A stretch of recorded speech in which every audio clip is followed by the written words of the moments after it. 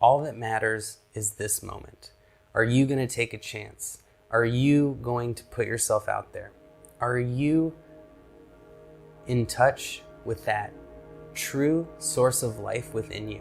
Not the ego, not the thoughts, which can be positive or negative, with that deeper sense of who you are, that intuition, guiding light that is untouchable. Just watch. Just let it be.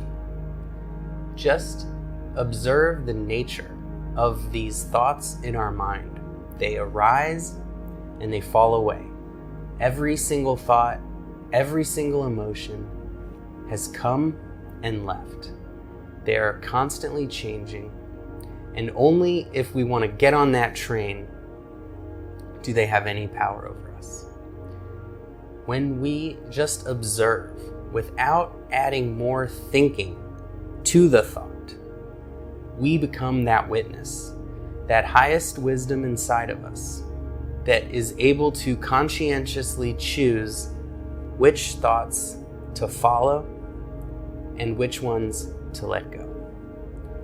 And it is essential to recognize that nature of our mind, that these thoughts are not who we are. They are not our most intelligent, most wise, most peaceful selves. In fact, they are the opposite of our intuition and our instincts, which are the deeper levels of wisdom that we all have within us. The thinking mind is just that, the thinking mind. Its job is to think, and when we don't pay attention, it thinks crazy things, negative things. When we believe those things, it creates suffering. When we resist, it creates suffering. But when we watch, suddenly they have no power because we're not giving them our energy. Most of the thoughts in our mind are negative and they are repetitive. And most of the time, we can recognize that there's this thought, there's this impulse, and then there's the higher wisdom that chooses whether or not to go down that route. We don't have to give in to every desire, craving, or impulse. And a lot of times, it is a impulse to think and to go down a downward spiral of thoughts that stir up very harmful, destructive emotions.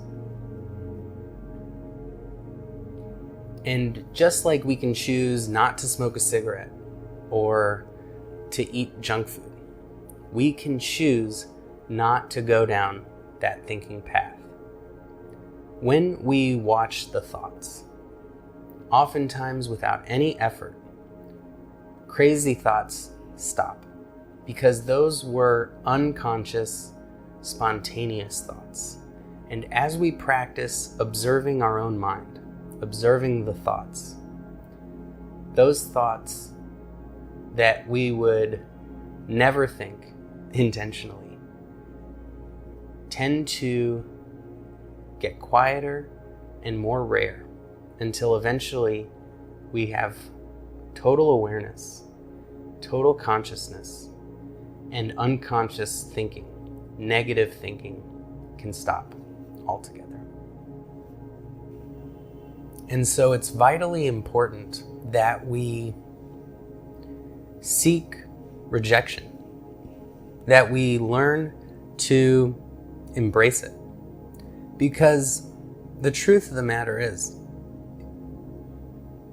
rejection is a great thing, and it's nothing to be feared. We think that we'll be destroyed if we are rejected. And the truth is, only our ego is what gets hurt from rejection.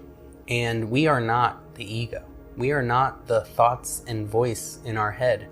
We are the consciousness that sees those thoughts.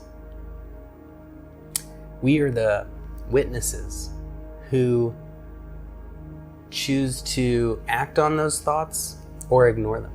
So it's kind of like a child and parent relationship where the child is the ego and it wants what it wants and it wants it right now. And the parent is that wisdom that has the patience and conscientiousness to decide whether or not this thing is good for us or bad for us. And sometimes the ego is very convincing and it's having a terrible tantrum and it will not rest until it gets what it wants. But just like we don't give in to a child when it's behaving poorly or it wants to do something unsafe, we can train ourselves to be that strong parental figure.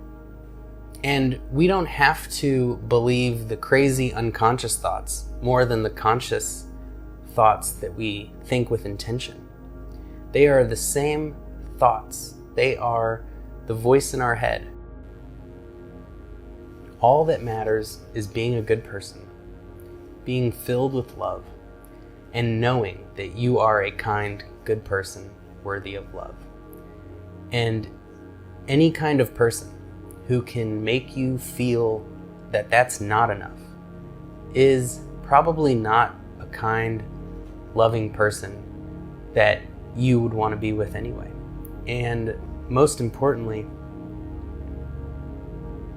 they are probably acting out their past conditioning and their hurt and pain, because no one is cruel unless they've been cruel to by someone.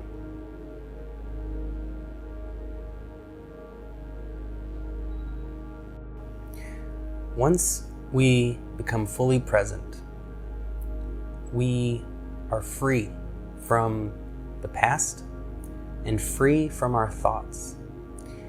And it is in the present moment that inferiority disappears, that there's no room for even self-consciousness or self-reflection even, because we are in the world. We are engaged and we are fully aware of our surroundings, and we are not concerned with ourselves. We're not concerned with what might happen in the future or what has happened in the past. And the way to be present is to simply practice truly seeing what's around you, fully doing whatever you're doing instead of doing it on autopilot or thinking about what's next, fully feeling the sensations in our fingertips at all times. This instantly takes us out of our mind, out of our head, and puts us into the present moment and into our body. And this is where deep relaxation comes, even in stressful situations, because we're not resisting stressful situations in our mind. We are observing with curiosity, with openness.